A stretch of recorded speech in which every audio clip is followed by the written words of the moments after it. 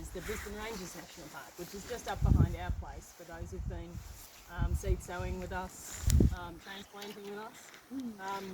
And at the top of the Brisbane Ranges, there's an area with some big swamps that are part of the water storage for Geelong. And beautiful Manukam country, but sort of high on the plateau up there. And we used to take tours there, wildlife tours up there, and easily find 4 koalas, 5 koalas, just walking through, you know. No sort of backup plan, just we knew there was koalas there. So I noticed that koalas have unique nose patterns.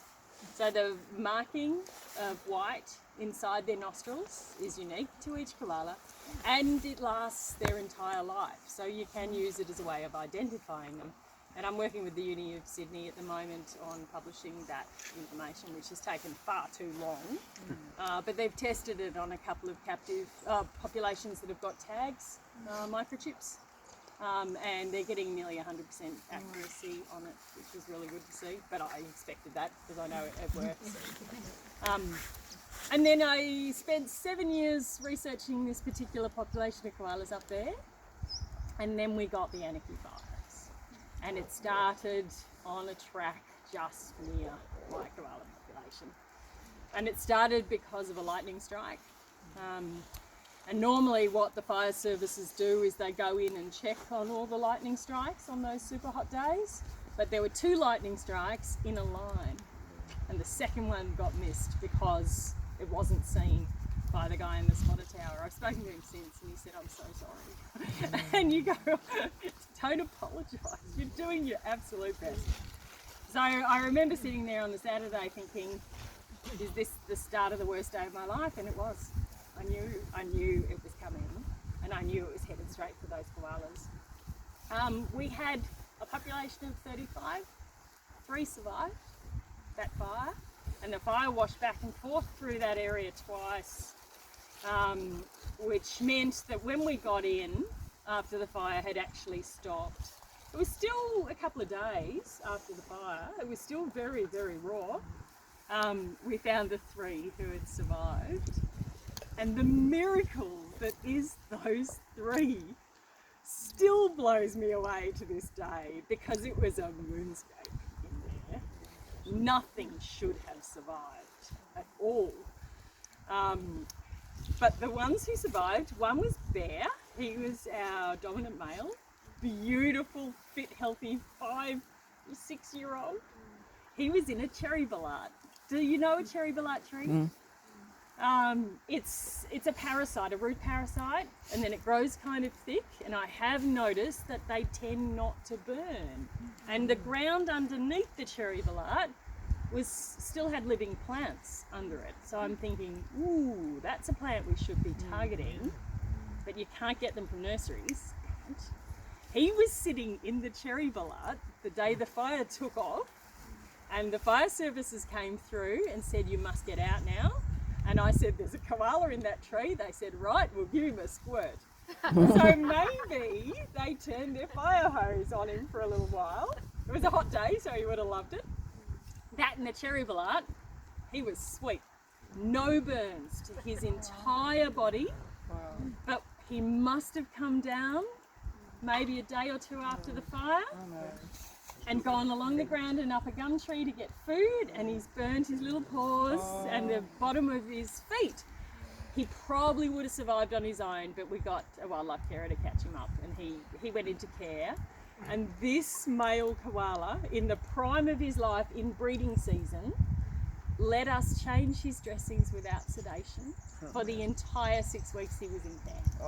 He just was an angel. He would sit there, the most gorgeous looking thing. And you know, burns are very painful. This is 2nd degree on these. Carefully unwrapping them, soaking them off. Marilyn from Berrenburg Wildlife Shelter is a wonderful woman. As it slowly healed. And then he'd let us carry him into the new aviary when he was feeling really fit, just in an open basket. No lid on it. He just sat there like, "Oh, this is lovely." He used to get quite excited when I came by. And Marilyn said, "He knows you." He'd known me most of his adult life, but just from the ground, he was up in a tree. I didn't think at that stage they could possibly know you. But she said, oh, he responds as soon as he hears you. He sometimes would call. Oh, really? And she says, Janine's here. It's so funny. And then the second one was Ingrid. She was a mature female, probably getting into the older side when the fire came through. Toughest female koala I've ever seen. I think she got into a very large broadleaf peppermint that was very, very thick with foliage, because when I came through a couple of days later, she was in it. And that tree didn't burn nearly as badly as the others. It had a very thick crown. And it's what, David Lindenmeyer says about, mature, very healthy trees, very healthy forests are much less likely to burn hard. So she got up into that, and I reckon she stayed there for a couple of days. She had no injuries that we could tell, so there was no reason to grab her and take her into care. We just watched. And for the next 4 weeks, there was no leaves on the trees except for about 3 had retained leaves. They were a little bit crunchy, but they still had some green on them, and that's what she ate. 3 trees is what she ate. If I knew now, I would be taking out fresh leaf for sure, but I didn't know. She was probably getting pretty skinny at the end of 4 weeks, just living off those 3 trees. And then exactly 4 weeks later, the first epicormic growth started coming out. So the epicormic growth that comes out of the trunks and the branches, and it makes a gum tree look like a green fuzzy pipe cleaner after the fire. So it comes straight out from the bark. It's a special quality that eucalypts have to recover from fire. Now it turns out, it's only just been researched this year and published, that some species of gum trees produce epicormic growth that is more nutritious and healthy for koalas than their normal leaves. And manna-gums are amongst that group. And there was a lot of manna-gums there. Some species of gum trees produce leaves that are more toxic. Epicormic growth can be more toxic, some species. So there would have been some there that she would have probably avoided because they're lower in protein and higher in poison. But a lot of them there were extremely nutritious, and she survived. She did not ever get taken into care, and she survived in her home range, surrounded by blackened trees. She survived well past the time of the fire. Absolutely astonishing. And the other one was Jamie. He was a male I didn't know very well. Had seen him only twice before the fire. He also, like Ingrid, stayed in that area. And having lived through a fire that goes through what is effectively your country, that was closer to me than my own backyard, that area. I felt a kind of pain that I don't want to ever feel again in my whole life. But I know I will. And we felt it again in 2019 and 2020, didn't we? This kind of utter devastation. I think it's why some of you originally came on this, is because of those terrible fires and what it did to wildlife. And it made me think, what can I do to stop that pain from happening to me ever again? Has anyone got any ideas? Planting trees. More women in government? Yes. I thought of everything, like illegally grabbing them before the fire comes through and taking them somewhere safe, which is illegal. You're not allowed to do that. Well, in Kangaroo Island, that guy, that arborist that was driving around, and all the koalas were jumping in his car. And he had a car full of koalas. I don't blame him.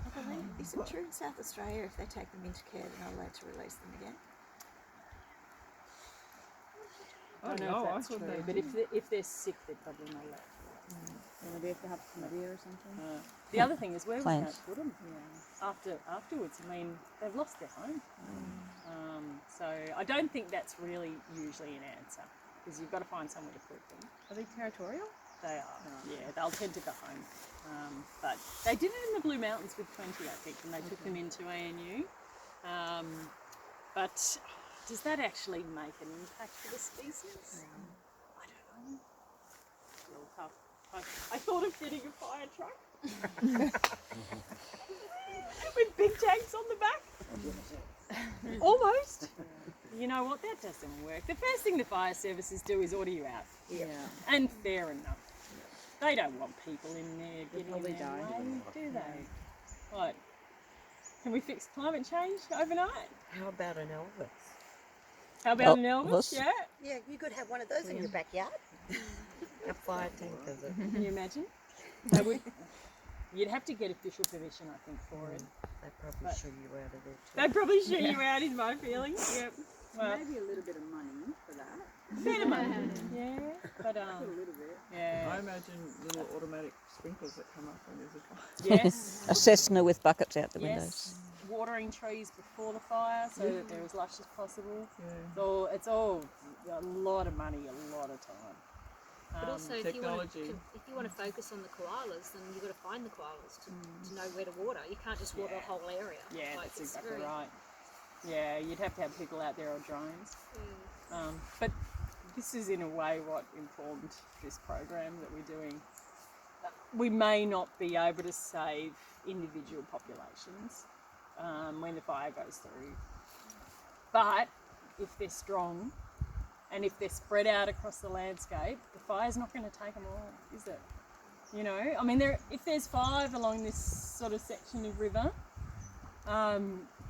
there's a very good chance that they'll make it through a fire. A fire could come through here for sure, but I don't think it'd get as hot with the river right there, and because you know it's only a strip. More of a grass fire, wouldn't it be? Yeah. Do they run from the fire? They do. sense? They Yeah, do. So they know. So the first trying time to the get out of fire it. came close, oh, that's a big mess. Yeah.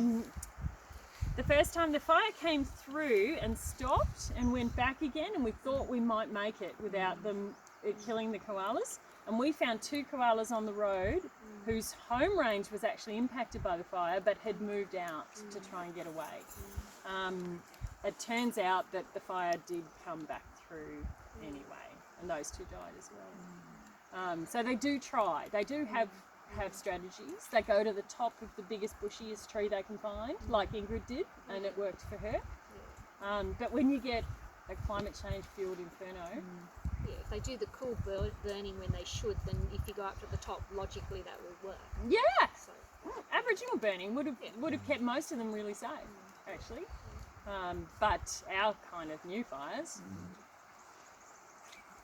But also the trees would have been stressed from the drought. It was a bad drought, that one.